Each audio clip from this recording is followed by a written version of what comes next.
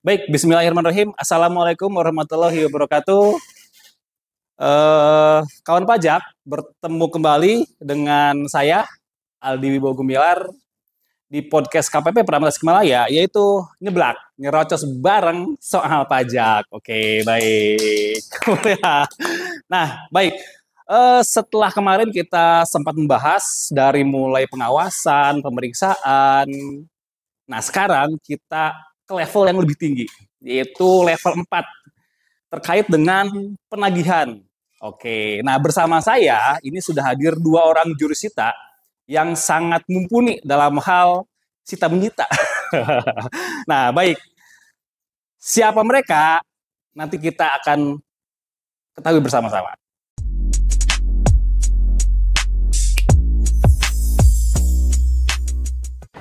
Baik, ini dia kedua jurusita andalan KPP Tasikmalaya dengan Mas Riki dan Mas Adi. Boleh tepuk tangan dulu dong.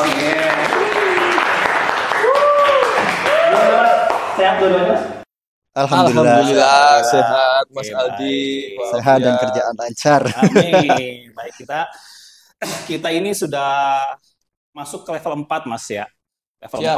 4 di nyeblak podcast ini gitu kan. Nah, baik, karena terkait dengan penagihan, makanya kita mengundang 2 orang jurusita gitu, yaitu Mas Riki dan Mas Adi gitu kan. Nah, tentunya untuk penagihan lah ya, pasti makan sehari-hari lah ya gitu. Nah, sebenarnya sih sebelum kita membahas terkait penagihan dulu, kita kan harus tahu dasarnya dulu nih gitu kan. Betul. Sebenarnya dasar penagihan itu apa sih, Mas? Mas Riki dulu deh. Siap. Gimana tuh, Mas Riki? Jadi selamat berjumpa dengan saya, Riki, JSPN. Jadi untuk dasar penagihan, Mas Aldi, itu sebenarnya kalau di undang-undang di KUP itu pasal 18, sebagaimana diubah dengan undang-undang HPP ya.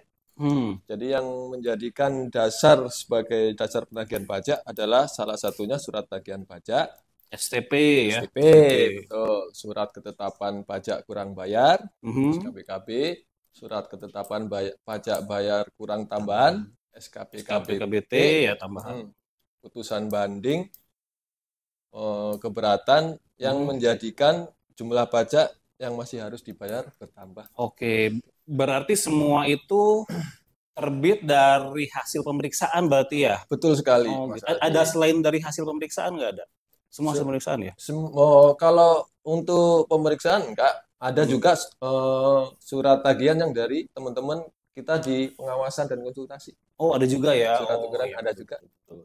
Berarti intinya ketika masih ada yang harus dibayarkan Betul sekali. dan sudah terbit ketetapan berarti ya? Betul. Sudah berbentuk betul surat sekali. gitu ya? Betul Gitu, sekali, hukum. Mas Aldi. Karena kan ada yang WP, ada yang bilang ditagih pajak gitu kan. Padahal mungkin belum proses pemeriksaan gitu kan. Betul Mungkin masih sekali. di proses pengawasan gitu kan. Betul Yang sekali, level Mas sebelumnya Aldi. kita bahas podcast kemarin. Oke. Nah, kalau misalkan nih udah terbit ketetapan lah ya gitu kan. Betul, STP, betul. SKPKB. Nah, itu bisa mengangsur nggak sih, Mas Adi? Ya, jadi terima kasih Atau Mas dicicil lah ya gitu. Mas Aldi ya atas undangannya. Jadi ketika wajib pajak menerima surat atau menerima informasi dari Betul. kantor pajak, misalnya kalau ada tagihan yang harus dibayar, sebetulnya di undang-undangnya juga menjelaskan wajib pajak bisa mengajukan angsuran atau namanya penundaan atau angsuran ya. Angsuran Jadi atau penundaan. barangkali wajib pajak ada dalam proses kesulitan keuangan, cash flow-nya lagi kurang lancar, kurang bagus. Betul. Boleh mengajukan angsuran dengan mengikuti prosedur yang ada. Biasanya ada boleh, beberapa apa namanya lampiran ya, atau mungkin persyaratan yang harus dilampirkan. Lampirkan, oke. Mengangsur berarti boleh ya. Jadi nggak masalah. tidak sekaligus langsung dibayar berarti Iya, boleh ya. Tetap dijamin haknya oleh negara. Dijamin haknya negara, Siap. oke. Nah, itu maksimalnya itu ngangsur ada ketentuannya nggak? Ada juga ya? Untuk berdasarkan aturan yang terbaru sih ya, kalau untuk angsuran itu maksimal 24 kali atau 24 bulan. Maksimal 24 Iya, bulan. betul. Tetap, Oke. tapi nanti melihat lagi kondisi wajibnya seperti apa, dan kita juga akan mencocokkan dengan aturan yang ada. Yang ada, oke. Berarti bisa tidak harus sekaligus ya? Boleh lebih dari sekali ya, maksudnya tidak sekaligus Betul, dibayarkan betul, karena kita juga dibayarkan. pasti akan prosesi dulu dengan wajib pajak, kita melihat kondisi keuangan wajib pajak juga gitu kan. Tapi secara aturan memang maksimal 24 kali. Maksimal 24 kali atau 24 bulan ya. Oke, baik. Nah, sekarang saya tanya Mas Diki deh. Mas Diki, Ya, kalau misalkan siap Mas ternyata Aldi. sudah terbit SKPKB lah ya, ada yang masih Betul. dibayar. Dan wajib pajak itu tidak merespon gitu kan. Kan bisa dilakukan penagihan aktif ya namanya Bisa, ya. Nah, bisa. itu prosesnya seperti apa tuh? Alurnya seperti apa tuh, Mas? Ya, jadi gini Mas Aldi, proses penagihan aktif itu dimulai dari surat ketetapan seperti STP, SKP, SKPKBT, dan lain sebagainya yang sudah jatuh tempo. Jatuh tempo. Betul ya. sekali. Dari jatuh tempo tersebut, nanti kita akan keluarkan yang namanya surat teguran. Teguran, oke. Surat teguran. Jangka waktunya? Dari Dari jatuh tempo 7 hari. 7 hari dari jatuh 7 tempo hari dapat terbit surat teguran. dapat terbit surat teguran. Oke. Selanjutnya habis surat teguran itu? Selanjutnya setelah surat teguran 2 hari setelah surat teguran, jika wajib pajak atau teman-teman wajib pajak tidak merespon, kita keluarkan yang namanya surat paksa. Surat paksa berarti 2 kali 24 jam mungkin ya? 21 hari dari surat 21 Oh, 21 hari. Iya, ada 21 hari setelah ya? surat teguran. Betul. Oh, 21 hari setelah surat teguran Benar. dapat terbit surat paksa. Surat paksa. Oke. Kalau misalkan masih belum merespon. Masih Belum belum ada merespon. Oke. responnya. Lalu selanjutnya itu? Setelah surat paksa, Mhm. 2 kali 24 jam atau 2 hari kita terbitkan yang namanya SPMP, Mas Aldi. SPMP itu? Surat perintah melakukan penyitaan. Oh, surat perintah melakukan penyitaan. Betul Berarti sekali. ada barang yang disita lah ya Betul, dari wajib betul. pajak yang memiliki Betul. tunggakan tersebut. Oke. Betul sekali. Berarti 2 harian kurang lebih lah ya Betul, betul. dari 2 hari. terbitnya surat paksa dan masih belum Betul, respon. betul sekali, Mas Aldi. Selanjutnya itu apa tuh? Setelah SPMP. Nah, kalau kita dapatkan barang di dalam SPMP tersebut, kita akan lelang, Mas Aldi. Lelang. Betul oke. sekali. Kalau mendapatkan barang. Kalau ada aset yang bisa kita sita dan kita lelang. Seperti Oke. Kalau Kalau tidak, kita menerbitkan SPMP dan ternyata dari teman-teman atau dari wajib pajak tidak ada aset yang disita, kita lakukan tindakan penagihan berikutnya. oke. Terus berikutnya apa? Berikutnya adalah pencegahan, Mas Aldi. Pencegahan. Betul. Pencegahan itu? Pencegahan itu wajib pajak dilarang untuk bepergian ke luar negeri. Oh, pencegahan ke luar negeri ya? Benar, Betul benar. sekali. Apa ya? Pencekalan apa ya sama ya dengan? Pencegahan. namanya. Pencegahan namanya Pencegahan. ya? Pencegahan. Oke, pencegahan ya. Betul Oke. sekali. Sampai maksimal nanti bisa penyanderaan. Mas Aldi. Penyanderaan maksimal. Iya, betul. Oke. Seperti itu sih. Tapi Selama memang misalkan memang tidak ada barang yang bisa disita, Betul. bisa pencegahan sampai dengan Betul. penyanderaan. benar selama Oke. belum ditemukan aset yang bisa dilakukan penyitaan dan wajib pajak tidak kooperatif tentunya ya. betul. Jadi tindakan itu akan tetap lanjut sampai Lanjut ya. maksimal di Sampai penyanderaan. dengan penyanderaan. Oke. Betul sekali.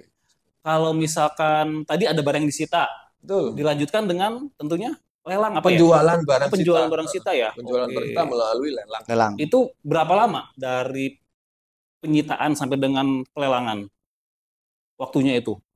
Jadi, kalau misalkan Mm. belum respon. Jadi kalau misalkan prosesnya Mas Aldi ya, Mhm. kita dapatkan barang sita, untuk pelelangan barang tersebut, untuk membayar hutang pajak, harus dinilai dulu. Dinilai dulu. Biasanya kalau kita minta bantuan sama teman-teman penilai, kalau di kantor, sama teman-teman di kantor lelang juga, nanti kita tentukan jadwal lelangnya kapan, sekalian dengan harga limit, dan lain sebagainya sampai selesai. Seperti itu ya. Mas Aldi. Harus berkoordinasi dengan kantor lelang Dengan juga kantor KPKNL. PKNL ya. Iya. Oke. Betul. Jadi kalau untuk jangka waktu harinya tidak bisa ditentukan. Tergantung kadang nilai asetnya. Kalau nilai asetnya gede, besar, otomatis mungkin untuk prosesnya lebih lama. Lebih lama ya.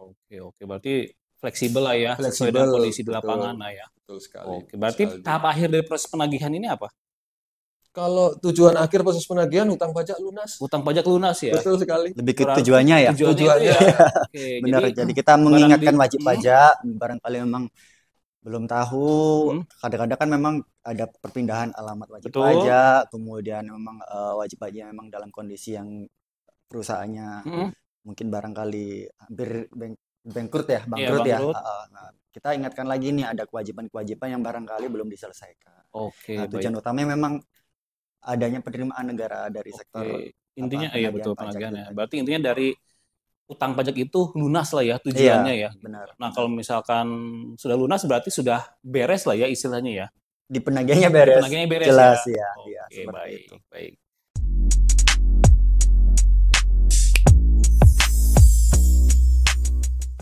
Nah, untuk selanjutnya ada sempat dengar itu penagihan seketika dan sekaligus. Itu maksudnya apa Mas Edi? Jadi dalam tindakan penagihan ini kan memang sebetulnya sudah jelas ya, apa timelinenya ya, Betul. kapan ditegur, kapan kemudian dipaksa dan lain sebagainya. Tapi ada beberapa kasus yang kita bisa melakukan namanya penagihan seketika dan sekaligus tanpa Betul. menunggu jatuh tempo. Tanpa menunggu jatuh tempo ya. Benar, Misalkan tanpa menunggu jatuh contoh tempo. 30 hari jatuh tempo, Iya, nggak jadi nunggu dulu jatuh tidak tempo nunggu ya. dulu itu, Oke. tidak nunggu 21 hari, kemudian jatuh tempo dan segala macam itu. Tapi ada prasyaratnya, ada Nah, itu kondisi yang yang melekat bisa. di situ. Ya, antara lain kita dari Jurusita bisa melakukan tindakan penagihan seketika dan sekaligus ketika kita bisa apa namanya kondisi wajib pajaknya adalah ada indikasi wajib pajak akan meninggalkan Indonesia. Oke, Ada indikasi kabur seperti ya. itu, benar Kabur, kabur. betul. Kemudian ada lagi kondisi di mana ada pemindah tanganan aset. Pemindahan aset. Iya, yang itu akan mengakibatkan tidak terbayarnya tunggakan pajak. Betul. Kemudian juga ada indikasi dia akan pilot seperti Bangkrut, itu, bangkrut. Iya, itu kan Oke, jadi oke. memang kita bisa langsung melakukan tindakan penagihan seketika dan sekaligus. Oh, Seperti gitu. itu sih garis besarnya. Garisnya itu ya, Bang. Jadi mencegah tidak tertagihnya ya utang Benar. pajak tersebut. Betul ya. sekali. Oke, siap. Nah, selanjutnya setelah kemarin kan di Undang-Undang HPP itu ada kita dapat meminta bantuan negara lain untuk menagih utang pajak gitu Benar. kan. Bila misalkan asetnya di luar negeri ya. Begitu Mas Diki ya? Betul Ya, ya? betul Betul ya? sekali. Itu gimana tuh penjelasannya? Mungkin bisa dijelaskan. Kalau untuk fasilitas bantuan, jadi kita bisa meminta bantuan untuk menagihkan kepada pihak lain ataupun sebaliknya, Mas Aldi. Sebaliknya. Oke. Jadi dari negara lain meminta bantuan kita untuk penagihan pajak Penagihan selama pajak. itu ada di dalam perjanjian internasional. Perjanjian nasional. Jadi misalkan kita dengan Indonesia dengan Malaysia harus ada perjanjian dulu. Selain itu nggak bisa. Oh gitu. Oke. Jadi perjanjian itu tiap negara lah ya. Betul. Seperti Antar negara. Antar negara. Betul. Tax treaty, Tax treaty lah ya. Tax treaty. Jadi memang ada apa namanya istilahnya perjanjian yang bersifat resiprokal ya, saling membantu saling gitu membantu loh. ya, Memang harus ada perjanjian Iya, seperti iya. itu. Terkait istilahnya hukum kebalikan, jika kita mengejar wajib pajak yang lari ke Malaysia atau wajib pajak Malaysia yang lari ke Indonesia. Ya, timbal balik berarti ya. Benar. Betul sekali, Mas. Ketika memang ada surat permintaan dari negara mitra, negara mitra, betul. kita juga punya kewajiban nih buat menyelesaikan. Pun sebaliknya betul, juga betul, ketika kita memang ada wajib pajak yang memang dia diindikasi ada di luar negeri, kita bisa meminta negara mitra untuk membantu kita. Selama menagih. negara mitra meminta lah ya. Betul, betul sekali, Mas Aldi. Siap. Lalu ini ada juga hak mendahulu itu, Mas Adi. Hak mendahulu itu seperti apa? Teman-teman kawan pajak, jadi ada istilah hak mendahului ya di dalam penagihan pajak, yaitu dalam konteks penagihan pajak adalah hak khusus atau hak istimewa yang dimiliki oleh negara dalam hal terjadi kepailitan. Jadi hak negara ini punya hak mendahului daripada kreditur yang lain ya dalam proses kepailitan ini gitu. Betul. Jadi kita lebih kuat atau lebih didahulukan kepentingan negara dibandingkan dengan kreditur lainnya. Misalkan contoh ada bangunan yang jadikan jaminan bank. Benar. Nah, berarti misalkan pilihannya ketika misalkan disita bank atau disita pemerintah gitu kan. Benar, iya. Berarti bank harus ngalah gitu ya. Contohnya gitu bukan? Iya, bukan mengalah sih, tapi ketika itu dalam proses pengadilan ya. Di pengadilan. Di pengadilan. Berarti sudah sampai proses pengadilan berarti pengadilan, ya. Nanti akan kurator akan istilahnya memberikan memberikan kita itu jaminan lebih dahulu gitu loh. Kemudian kita di atas gitu haknya dibandingkan yang misalnya hak dari bank atau hak pihak lain gitu. Berarti prosesnya itu udah sampai pengadilan berarti ya? Iya, kepailitan itu memang harus di pengadilan dan oleh kurator ya, gitu. Itu ya? Tapi di atas kita juga sebetulnya masih ada gitu undang-undang yang setara, yang istilahnya setara dengan undang-undang perpajakannya atau HPP tadi itu ya, yaitu hak dari pekerja. Buruh gaji yang belum dibayarkan dari buruh itu didahulukan daripada hak kita, hak mendahului atau hak preferen ya. Oke. Siap. Menambahkan sedikit Mas Aldi. Jadi yang namanya hak mendahulu kalau di dalam kepailitan setelah diputuskan oleh pengadilan pailit dan di dalam budel pailit itu sudah terjual oleh kurator, itu ada yang namanya kreditur preferen dan konkuren. Nah, hak mendahulu di kantor pajak itu nomor 2 setelah teman-teman pegawai sama buruh. Iya, nomor 1 itu betul ya. sekali. Benar, Nomor benar. 1 masih diutamakan untuk teman-teman karyawan, buruh, dan lain sebagainya. Setelah itu semua terselesaikan, kalau masih ada jumlah nominal yang tersisa atas pembayaran tersebut, itu dialihkan ke pembayaran pajak. Setelah itu baru ke kreditur yang lain. Oke, baik. Benar ya. Nomor 1 hak 1. pekerja dulu ya. Betul sekali. Hak hidup atas pekerja ya. Kan istilahnya itu kan hak dasar dari pegawai yang belum dibayarkan, baru kemudian kita. Oke, baik. Setuju. Nah, benar. Penagihan pajak ini ada kadaluarsanya nggak sih? Ada, Mas Aldi. Ada ya? Ada. Kalau di KUP di nomor Undang-Undang nomor 28 tahun 2007, untuk ketetapan yang di bawah 2007 ke bawah, itu daluarsa penagihannya 10 tahun. 10 tahun, 2007 ke bawah 10 tahun. Betul. Setelah itu ada perubahan di undang-undang tersebut sesuai pasal 22 itu. Jadi di atas 2007 jadi 5 tahun. Jadi 5 tahun. Betul. Udah kadaluarsa ya. Kadaluarsa. Nah, kadaluarsa itu artinya berarti tidak bisa ditagih. Betul. Hak penagihannya berhenti ya. Tapi sebetulnya hak daluarsa ini kan istilahnya memang 5 tahun, tapi dia itu bukan fleksibel ya, maksudnya ada kondisi tertentu yang membuat dia itu akan terus maju, tertangguh kan, benar tertangguh. Jadi 5 tahun ini dari pertama diterbitkan surat produk hukum tadi itu, surat paksa, surat agen pajaknya, surat ketetapan pajak dan segala macam itu, STP 5 tahun, STP dan sebagainya. Tapi akan mundur lagi 5 tahun ketika dia diterbitkan surat paksa. Oh gitu. Jadi mundur lagi, bisa mundur lagi sejak diterbitkan surat paksa itu. Jadi memang ngelihatnya memang case per case ya. Maksudnya betul. 5 tahun itu memang ketika memang dia itu dilihat dari surat agen pajak atau surat ketetapan pajak, apabila belum diterbitkan surat paksa, memang dari surat ketetapan pajaknya itu tadi itu. Tapi ketika sudah terbit surat paksa, maka kita melihat lagi surat paksanya, dihitung lagi dari surat paksa. Hitung lagi ya. Oke, iya. Berarti meskipun kadaluarsa, tapi utang pajak tetap ada kan? Betul. Tetap ada. Tidak hangus kan utangnya? Tidak hangus kan ya. Memang ada prosedur tertentu yang harus dilakukan agar hilang. Betul. Yang kadaluarsa itu mungkin proses penagihannya ya, kayak misalnya terbit guran dan lain sebagainya. Betul sekali. Oke, baik. Baik, Mas Riki, Mas Adi. Siap.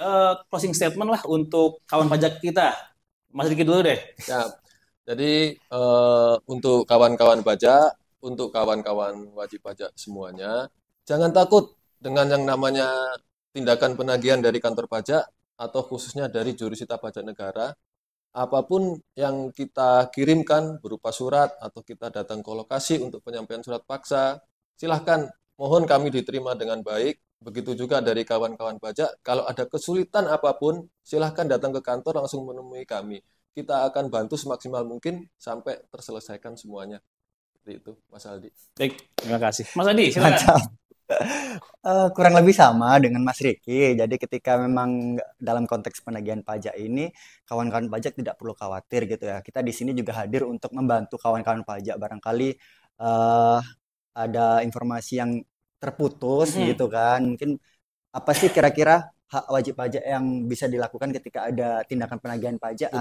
Silahkan mangga datang ke kantor, nanti pasti kita bantu untuk menyampaikan, untuk memberikan solusi ya, terkait penyelesaiannya seperti apa. Oke, siap. Baik, istilahnya terima kasih. Jangan takut ya sama kita ya. Baik, terima kasih Mas Riki, Mas Adi, mantap. Terima kasih waktunya juga ya gitu kan. Terima kasih. Baik, jadi kawan pajak, penagihan memang salah satu proses yang ada di KPP pertama Tasikmalaya gitu kan. Tapi memang jangan ditakuti juga gitu kan, karena setiap kondisi ada solusinya seperti itu. Baik, jadi ketika misalkan ada menerima surat cinta dari kantor pajak, silakan untuk konfirmasi terlebih dahulu gitu kan. Karena pasti ada jalan keluarnya. Baik, sekian untuk Nyeblak Podcast level 4 sekarang. Terima kasih perhatiannya. Wassalamualaikum warahmatullahi wabarakatuh.